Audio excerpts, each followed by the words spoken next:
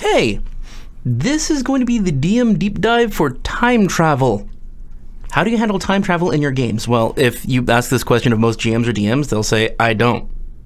And I get it. It's freaking complicated. Oh my god, did you eat a sewer? How do you have that breath? Oh, Lord, cats. Anyway,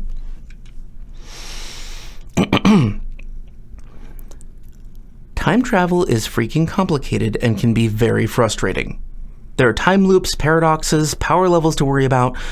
Like, you don't want your players to be able to just tear apart your world because they can suddenly travel through time. And you don't want a story that doesn't make any sense that they can't relate to or get into or enjoy. And also, how are you going to do it in such a way that explains why it isn't widely known or used in the world you're running? If we're talking D&D, there are a couple of actual canon examples of its use, but pretty much just one-way travel. You go into the past. And here's where I'll start giving my personal perspectives. If you have players traveling into the past or into the future and they have no way of getting back to where they were to see if things have changed or to affect the outcome of future events going forward, I don't really consider that a problem. It is technically time travel, but it's not really something you have to worry about if you're running the game as a GM. It's more like making an adventure in a new, impossible-to-reach location, like a gateway to another planet or a pocket dimension, that you can just destroy as part of the adventure or later if you want to. So if you're someone planning that kind of time travel, then it's pretty easy. Just research the time you're planning on taking them to, or if there's nothing about that time in your world, make sure to have an outline of the adventure with framework that clearly denotes it as that other time, so they get that it is, so it feels like it. Then send the group there and have fun. You made an adventure that can't mess with anything else in your world. It's relatively safe for your work. Before we get into the rest of the details here, I want to bring attention to a major concern in all of this. Keep your story straight.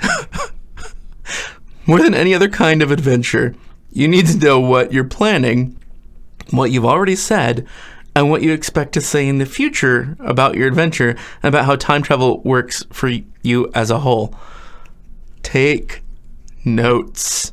I promise you won't regret it. Especially if it's like a Groundhog Day, like a repeat, you gotta take notes of everything. Okay, so let's take the most complicated scenario. You want your team to be able to go back in time, do some things, and then have them come back to the present era that they're currently in. You have a few different options for this. You could do like the Time Cop movie, and I think it was called Time Cop, Jean-Claude Van Damme, and set some basic rules about time. You can't go into the future because it hasn't happened yet, and when you go into the past, any changes that you make or don't prevent other people from your time making have a direct impact on the time you're from. So let's say that you go back in time to kill your parents before you're born. You kill them, and then as soon as you travel back to your own time, you disappear. Because the effects of what you do don't happen to you or to your time, in your perspective, until you travel forward again. Another way to think about this is that when your party of adventurers travel back in time, they are immune to any effects caused by any action taken or failing from taking actions that should have been taken in that time until they travel back forward in time to their original time. This is a very simple and straightforward design with clear implications and consequences that should be made very obvious and clear to the characters, to the players, before they use the time traveling magic in the first place, or technology, godly power, or what have you. The benefit of working time travel like this is that if the players screw something up in time, then it's easy for them to realize it in retrospect. Someone in the group needs to have a lore that relates to this time period and location, or make a random roll or something, like you have a bard in the group, and they can try to correct their mistake. This is a trope used in many time travel movies like Back to the Future or Timeline. If you want this to work well, you'll probably want to throw the unwanted event at the player characters immediately after they travel to the new time, before they have a chance to understand what's happening. And whatever they decide to do, make it work out so that it was the wrong decision. Like, they appear in the woods and some girl is running for her life from mounted warriors. They rescue the girl and hide her. Well, she's supposed to die, as history states, in order for some specific ruler to come into power to make the region better or worse, as the case may be, and it somehow cascades into the world that they currently know and love. And they have to be able to know this, decide whether or not to hand this girl over or kill her themselves, or try to figure out how to make the other events happen without her getting kidnapped or killed. This seems to work very well in movies, but you have to be ready to pivot, because this is an interactive experience, not just a script. What if they decide to stay out of things and just let this girl be murdered by these mounted warriors? Well, then she was always supposed to be a great leader, or was supposed to marry someone that cemented kingdoms together and created an alliance that somehow formed the world the heroes know and love. So obviously this is a little tricky, and you may need to write out a few options ahead of time, or pause the game once you know their decisions so you know how to respond. Like, oh, I have to go to the bathroom for half an hour. Or maybe just end the session and prepare for next time now that you know what the sequence of events is most likely to be based on what the PCs did. A little nuance that I have introduced to a situation like this is that during this adventure in the past, they discover something that tells them that they were supposed to be here and that it was necessary for them to take certain actions in order for the events of history to play out the way that they did, as far as they're aware of from their time. Like in the movie Timeline, before the group time travels, they happen to discover a carving of a man in this archaeological dig site that they don't recognize, and it seems kind of odd.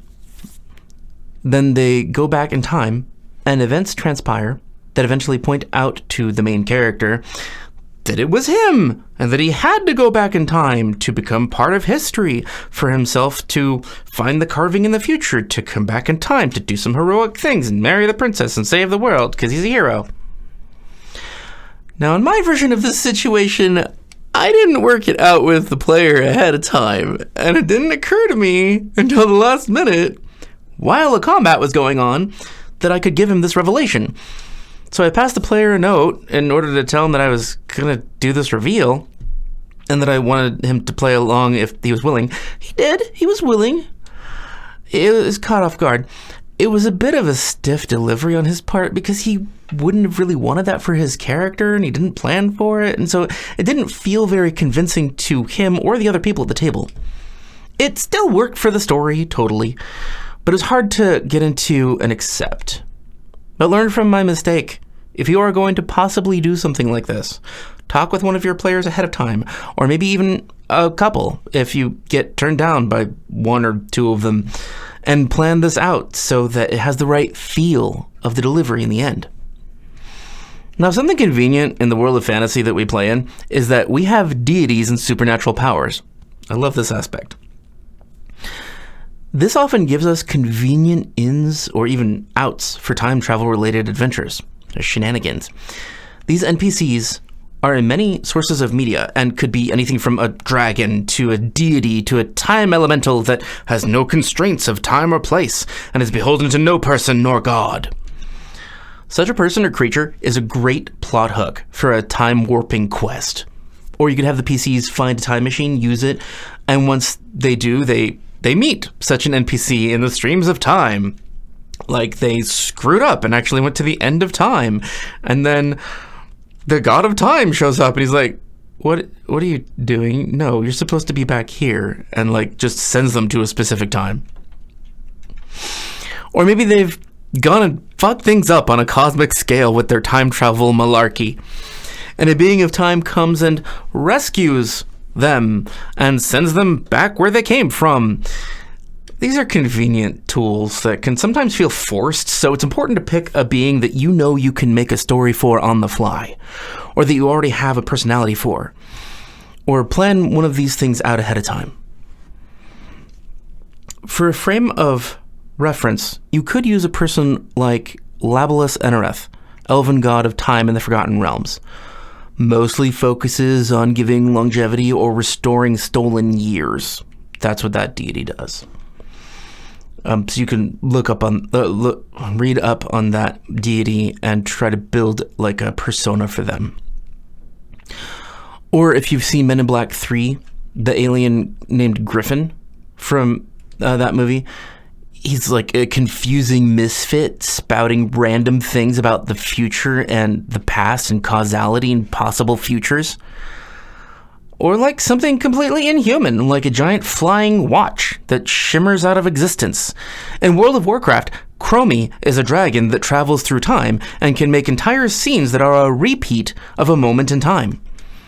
If you've ever read Piers Anthony, a book of his called Bearing an Hourglass features the god of time as a regular mortal who gained the powers of eternity, and the things he does with them are laughable and understandably human. He's kind of an idiot at first, screws up time.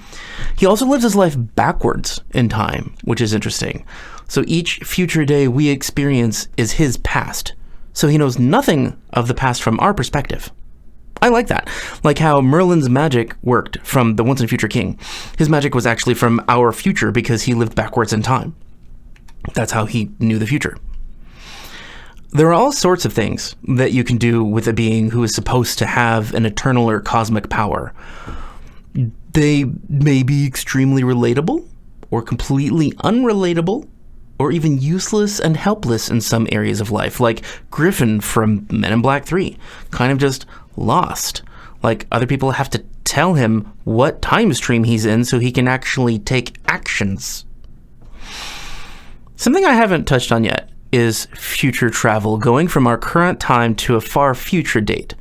This leaves things wide open for you to do anything at all, and in media, it has tended to take on a sci-fi aspect, but it doesn't have to. Like in the film and book, The Time Machine, the main character travels into the future so far that civilization has collapsed and the world is primitive again. Or in the movie Time Trap, the main characters are on a quest for the Fountain of Youth, and they find that it's actually a region of frozen time, and they get stuck in it.